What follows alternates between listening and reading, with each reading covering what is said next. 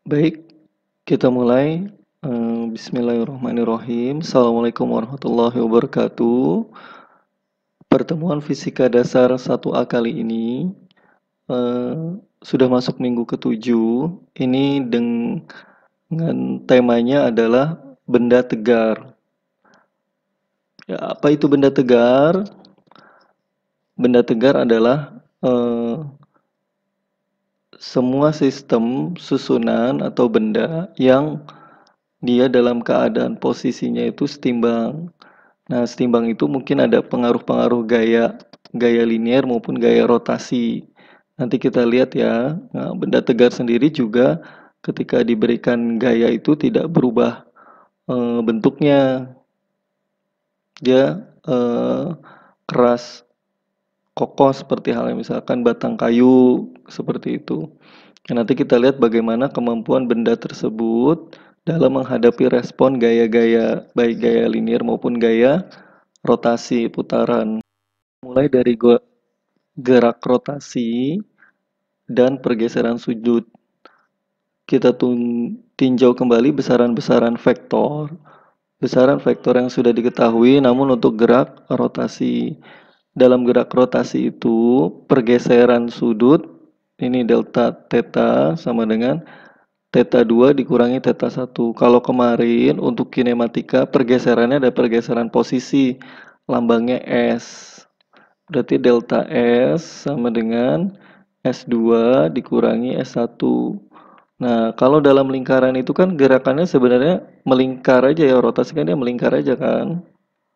Gitu ya. Nah, pergeseran posisinya tentunya dari sini ke sini, misalkan dari titik ini ke titik ini. Nah, itu kan dilihatnya dari apa kalau kita tarik? Kalau kita tarik kan membentuk apa? Sudut. Nah, kan ini makanya sudut dari sudut pertama menjadi sudut kedua. Nah, ini adalah delta tetanya. Nah, jarak antara ini adalah garis referensinya atau garis perpindahannya. Satuan internasional untuk pergeseran sudut adalah radian. Nah, kalau satu radian itu berapa derajat? Ingat-ingat nih ya.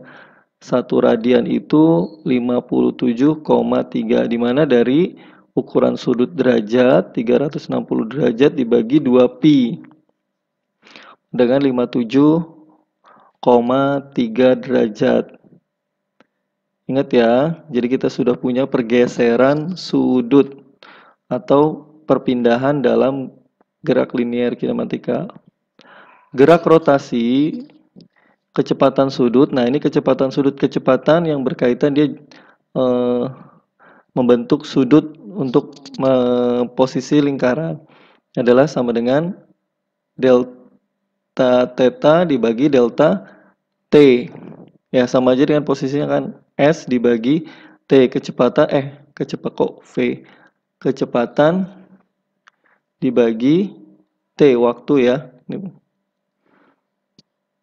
Nah, kecepatan sudut sesaat atau kecepatan pada waktu yang ditentukan itu atau pada batas waktu yang sempit ini pakai limit. Nah, limit dari delta theta ini adalah diferensial dari theta dibagi waktu. Misalkan kalian ingin mencari kecepatan rotasi pada detik ke-1, pada detik kedua, jadi kecepatan radian per detiknya berapa. Nah, arah kecepatan sudut ini tetap vektor ya. Arah kecepatan sudut sama dengan arah pergeseran sudut. Jadi kalau misalkan kecepatan sudutnya berputar ke arah sana, berlawanan arah jarum jam, maka perpindahannya juga berlawanan arah jarum jam. Kalau arah jarum jam itu kan ke sini ya. Jam 1, jam 2, jam 3 kan 1, 2, 3. Nah, kalau ada istilah clockwise berarti arah jarum jam. Counter clockwise berarti berlawanan arah jarum jam.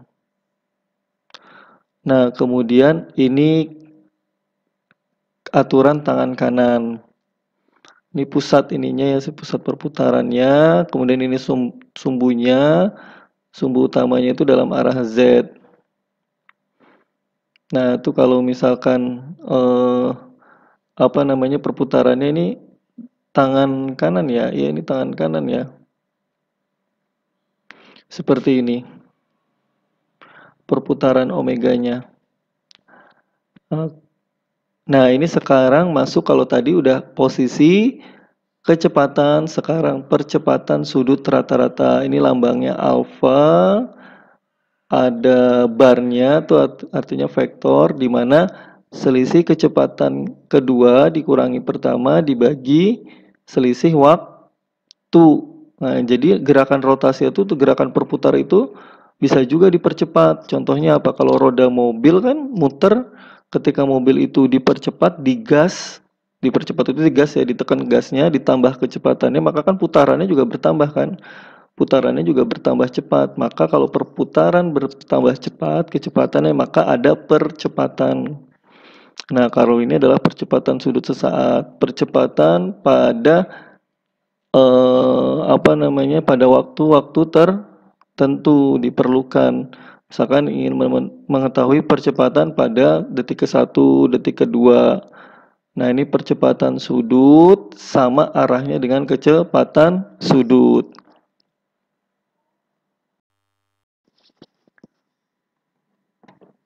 Kemudian persamaan kinematika rotasinya. Nah, ini untuk angular atau yang membentuk sudut. Untuk angular membentuk sudut. Kemudian ini yang lurus linier, ini bisa kita lihat sama ya bentuknya. Untuk mendapatkan kecepatan akhir, kecepatan awalnya dulu, baru percepatan kali T. Ini sama perumusannya. Karena integral penurunannya juga sama, hanya saja perbedaannya satuannya. Kalau ini kan dalam meter per second, kalau ini dalam radian per second. Nah, ini untuk kecepatan kuadrat sama dengan kecepatan awal rotasi kuadrat dibagi 2A theta. Nah, ini untuk kecepatan rata-ratanya. Seperti itu ya, diingat-ingat ya. Perumusan gerak rotasi. Nah, ini ada kita kenal dengan namanya kecepatan tangensial. Apa itu kecepatan tangensial? Ini sebenarnya berkaitan sama percepatan linier didapatkan dari kecepatan kesebandingan antara kecepatan linier ya dengan kecepatan rotasi. Ini kalau ketika tangensial itu rotasi dikali oleh R jaraknya, omega dalam radian per second. Coba kita lihat. Nah, ketika sebuah titik P misalkan, kemudian ada jaraknya dari pusat, dia kan berotasi ya. Nah, ketika dia berotasi kan ada gerakan putar ke sana gitu kan. Nah, tapi apa yang membuat dia bisa berputar itu? Ini ada juga kecepatan gabungan dari kecepatan rotasi itu dikali R. Ini adalah V. Contoh buktinya apa? Ada kecepatan tangensial. Kalau kita misalkan mainan di sini ember di sini kemudian diisi air, ya kan? Kemudian kalau kita putar-putarkan kan dia tidak jatuh ya. Nah, itu coba kenapa alasannya. Nah, hanya saja ketika tali ini putus, dia biasanya si ember itu mentalnya dia tidak langsung berputar gini, tapi dia mentalnya lurus jauh. Berarti di sana membuktikan ada kecepatan yang mengarah tidak berputar ya, dia mengarah ke sana. Ini disebutnya sebagai kecepatan tangensial. Cobain aja kalau misalkan itu, kalau kalian lagi main putar-putar batu itu atau misalkan mainan, kemudian ketika putus pada saat muter dia larinya justru malah lurus ke sana kan mental, dia tidak berputar tapi lurus jauh mental. Nah, kemudian ada percepatan tangensial. Percepatan tangensial ya udah berarti dari percepatan rotasi dikali jarak jari-jarinya, maka itu mendapatkan adalah percepatan linier. Berarti perumusannya seperti ini ya. Omega itu sebenarnya adalah kecepatan lurus linier dibagi R, jari-jari. Oke, percepatan itu sama dengan percepatan lurus dibagi R, jari-jari.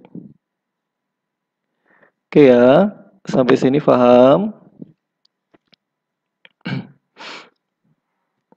Nah, ini untuk perumusan gerak rotasi ada namanya percepatan sentripetal. Percepatan sentripetal ini didapatkan dari A. Jadi kalau ya itu dia, kalau misalkan ember itu tadi putus atau mental ke sana atau benda itu berputar, nah ada namanya percepatan yang dibentuk dari kecepatan linear kuadrat dibanding percepatan R. Ini kan R tangensial ya, tadi yang membuat ember itu putus. Nah, yang membuat dia tetap berada di dalam titik pusat itu adalah percepatan ini, R ini. Kan ada gaya sentripetal ya, gaya sentripetal kan yang menuju pusat, yang sehingga membuat tadi misalkan si putaran embernya itu tetap ke arah dalam, ke arah pusat ini ya. Ini perumusannya percepatan R V kuadrat per R. Nah, ini kalian bisa ulik kenapa bisa dapat seperti ini. Sudah banyak referensinya di buku-buku fisika dasar sebagai latihan. Ya, ini turunan seperti ini. Nah, ini ada kecepatan putar rodanya. Kita dapat ingat-ingat ya, percepatan sentripetal itu menuju pusat. Kalau percepatan tangensial itu tegak lurus dari percepatan ini ya,